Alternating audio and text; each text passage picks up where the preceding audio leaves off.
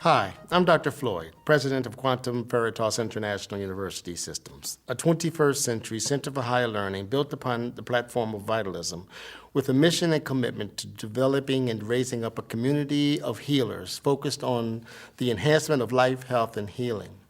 We've continued in the tradition of dynamic medical thought and have evolved since into a center for higher learning, and now moving on toward the development of an all-new profession we refer to as Homeoathy.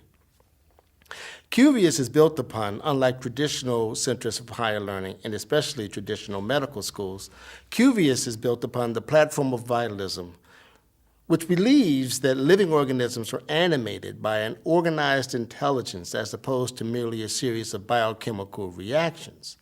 Now, we don't really understand this dynamic interaction between the physical body and this dynamic intelligence, but we understand this expression, and we can definitely perceive it by the fact that we're animated, and that expression of that animation is what we call life.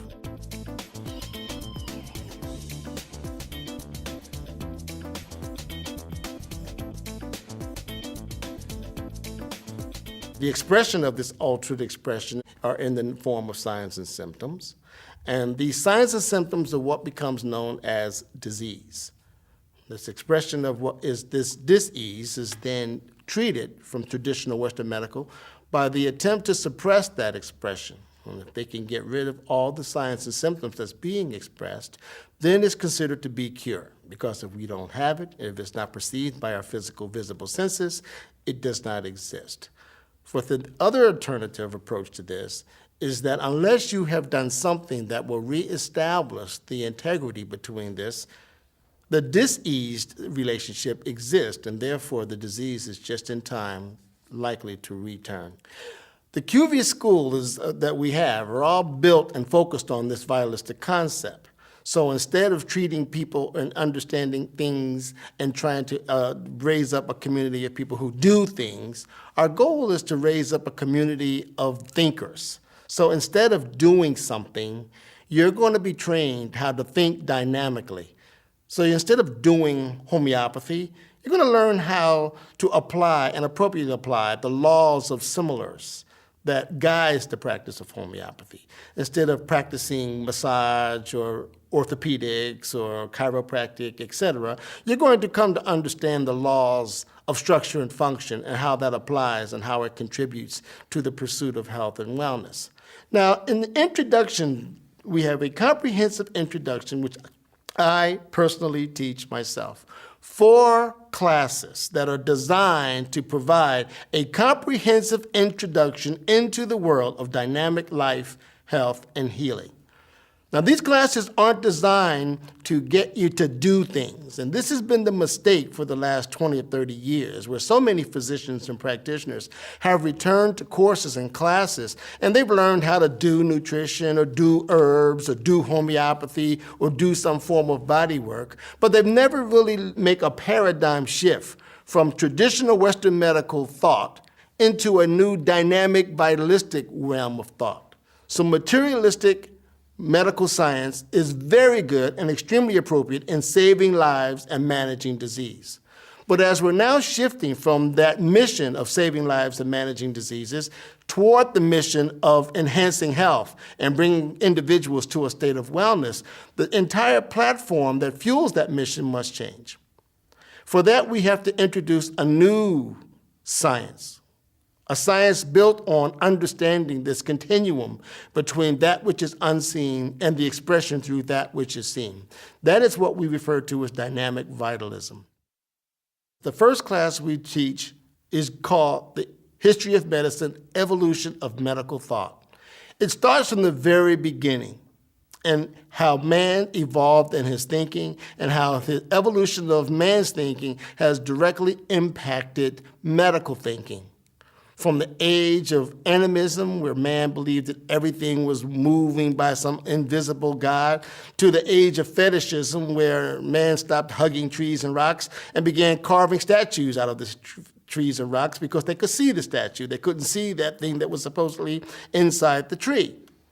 And when those two things came, the division between animism and fetishism started the first division between the two schools that has become medical thought, materialism and vitalism. And we trace this from the earliest days on to the modern days. At the end of this course, you will have a clear understanding of the separate and distinct approach.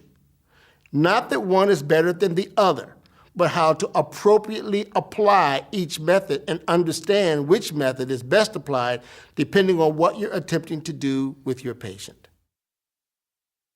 Class 2, we talk about the characteristics of dis-ease. The healthcare professional must come away and must for themselves identify a clear definition of what they're attempting to achieve within their patient. If they don't understand what health is, they will never know when they get there. And their definition of health has to be more than health is when the insurance company stops paying. Understanding those expressions and the characteristics helps us better understand what health looks like when we get there.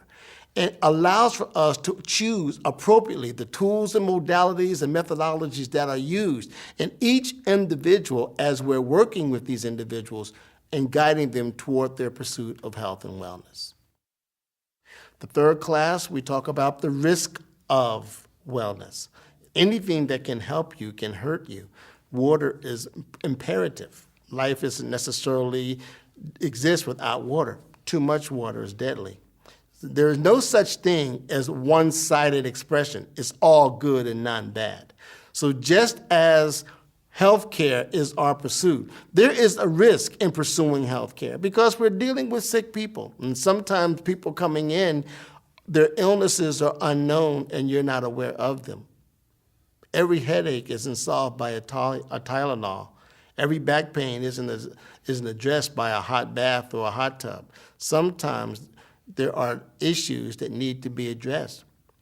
So you need to understand those ominous signs, those things, so that if you're a physician or a practitioner, you need to have something that goes off that you can identify that will say, this may need a little more investigation, and appropriately refer this individual to someone who may better understand.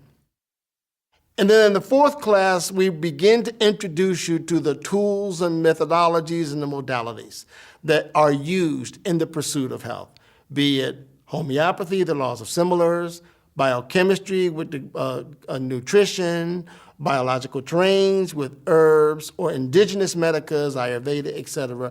We begin the introduction into the world of the application of the various laws. Now, we don't teach you in these classes how to, quote, do something. So you don't come away learning how to do homeopathy or do nutrition or do something. But you come away with a comprehensive understanding of the laws which they are guided. And then as you continue to take these courses that are taught at Qvius, you decide for yourself how much of an expertise you would like to have in a particular area. At Qvius, the School of Postgraduate and Continuing Education takes the hours you spend in class very serious. We believe it's more than just sitting there to qualify to get a license renewed for another so many years or so many months or whatever it is. But it's actually an opportunity to enhance the education and continue the tooling and retooling process so that you can go back to your neighborhoods and community and better serve humanity.